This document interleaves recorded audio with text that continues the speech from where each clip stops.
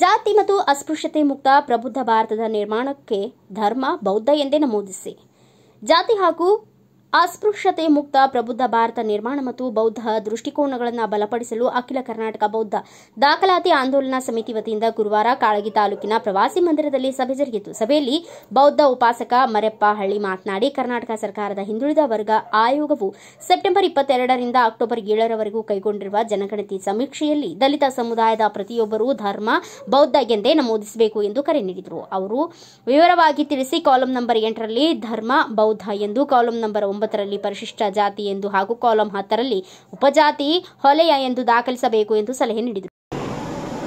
ಇದು ಆಗೋದಕ್ಕಿಂತ ಮೊದಲೇ ಕರ್ನಾಟಕದಲ್ಲಿ ಇದು ಅಖಿಲ ಕರ್ನಾಟಕ ಬೌದ್ಧ ದಾಖಲಾತಿ ಆಂದೋಲನ ಅಂತಕ್ಕಂಥ ಆಂದೋಲನ ಇದು ಯಾರಿಗೂ ಒಬ್ಬರದಲ್ಲ, ಸುಮಾರು 50 ಲಕ್ಷ ಜನ ನಾವೇನಿದ್ದೀವಿ ಅವರ ಸಲುವಾಗಿ ಒಂದು ಬೌದ್ಧ ದಾಖಲಾತಿ ಆಂದೋಲನ ಆಗಬೇಕು ಅನ್ನೋ ಕಾರಣಕ್ಕಾಗಿ ಇದು ಮಾಡಿದ್ವಿ. ಸಮೀಕ್ಷೆ ಇದ್ದಾಗ ಕೆಲವೊಂದು ಜಾತಿಗಳು ಬಿಟ್ಟಿಲ್ಲ, ಕೆಲವೊಬ್ಬರು ಬರ್ಸಿಲ್ಲ. ಆ ಕಾರಣಕ್ಕಾಗಿ ನಾವು ನಿಮಗೆಲ್ಲ ಗೊತ್ತಾಗ್ಯಾರ, ಗೊಂದಲ ಇತ್ತು.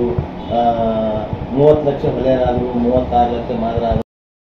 ಕರ್ನಾಟಕದಲ್ಲಿ ಇದೇ ತಿಂಗಳು 22ನೇ ತಾರೀಕಿಂದ ಕರ್ನಾಟಕ ಸರ್ಕಾರ ಹಿಂದುಳಿದ ಆಯೋಗಗಳ ಶೈಕ್ಷಣಿಕ ಸಾಮಾಜಿಕ ಸಮೀಕ್ಷೆ ಮಾಡ್ತಕ್ಕಂಥ ಹಿನ್ನೆಲೆಯಲ್ಲಿ ಕರ್ನಾಟಕದಲ್ಲಿ ಬೌದ್ಧ ಅನುಯಾಯಿಗಳು, ಅಂಬೇಡ್ಕರ್ ಅನುಯಾಯಿಗಳು ಧರ್ಮದ ಕಾಲಂನಲ್ಲಿ ಬೌದ್ಧ, ಪರಿಶಿಷ್ಟ ಜಾತಿ, ಉಪಜಾತಿ, ವಲಯ ಅಥವಾ 101 ಜಾತಿಗಳಲ್ಲಿ ಬರ್ತಕ್ಕಂಥ ಎಲ್ಲ ಜಾತಿದವರು ಬರಲಿಕ್ಕೆ ಅನುಕೂಲ ಅದ.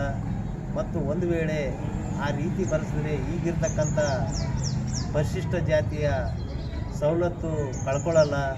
ಇದಕ್ಕೆ 1990ರಲ್ಲಿ VP ಸಿಂಗ್ ಸರ್ಕಾರ ಇದ್ದಾಗ 90ನೇ ಕಾಲಂಗೆ ಸಂವಿಧಾನದ 90ನೇ ತಿದ್ದುಪಡಿ ಮಾಡಿ ಸರ್ಕಾರಿ ಸವಲತ್ತಿನಲ್ಲಿ ಎಲ್ಲ ಹಂತದಲ್ಲಿ ರಿಸರ್ವೇಷನ್ ಸಿಗಲಿಕ್ಕೆ ಅನುಕೂಲ ಆಗ್ಯದ. ಎಲ್ಲ ರಾಜ್ಯಗಳಲ್ಲಿ ಆ ಕಾನೂನನ್ನು ಜಾರಿಗೆ ತಂದು ಕರ್ನಾಟಕದಲ್ಲಿ ಕೂಡ ಸುಮಾರು 31 ವರ್ಷಗಳಿಂದ ಆ ಕಾನೂನು ಜಾರಿಗೆ ತಂದಿರಲಿಲ್ಲ ರಾಜ್ಯ ಸರ್ಕಾರ.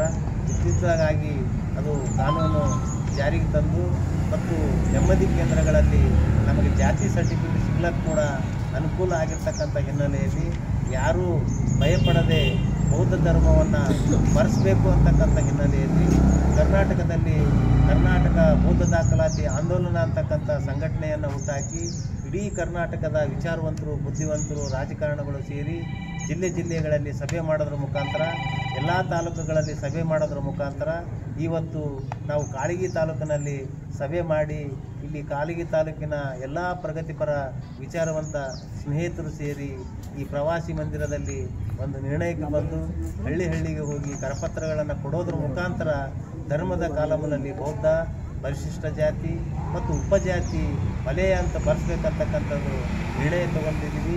ಆ ನಿರ್ಣಯಕ್ಕೆ ಯಾರೂ ಅನುಮಾನ ಪಡದೆ ತಾವೆಲ್ಲರೂ ಬರೆಸಬೇಕು ಅಂತಕ್ಕಂಥ ಮಾತನ್ನು ಈ ಸಭೆಯಲ್ಲಿ ನಿರ್ಣಯ ಆಗಿರ್ತಕ್ಕಂಥ ಹಿನ್ನೆಲೆಯಲ್ಲಿ ತಮ್ಮ ಮಾಧ್ಯಮದ ಮುಖಾಂತರ ಇದು ಜನರಿಗೆ ತಿಳಿಸಬೇಕು ಅಂತಕ್ಕಂಥದ್ದನ್ನು ತಮ್ಮಲ್ಲಿ ಮನವಿಯನ್ನು ಮಾಡ್ಕೊತಾ ಇದ್ದೀವಿ. ಜೈ ಭೀಮ್. ತಮ್ಮ ಹೆಸರು ಸರ್? ನನ್ನ ಹೆಸರು ಮರಿಯಪ್ಪ ಹಳ್ಳಿ ಅಂತ, ದಲಿತ ಸಂಘರ್ಷ ಸಮಿತಿ ರಾಜ್ಯ ಸಂಘಟನಾ ಸಂಚಾಲಕರು, ಬೌದ್ಧ ದಾಖಲಾತಿ ಆಂದೋಲನದ ಸದಸ್ಯರು.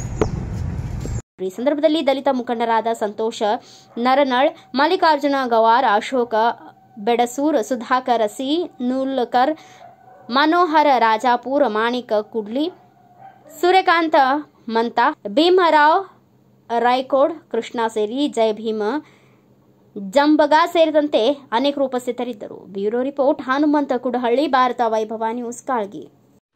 Thanks for watching. Read, discuss and debate with editor Dr. Yan Prashant Rao. Wanted reporters in print, digital and visual media for Bharat Vaibhav Daily Newspaper, BV News 5 Channel and BV Fast Web News from all the talukas of Karnataka, Goa and Maharashtra. If interested, send your resume to 9019229369.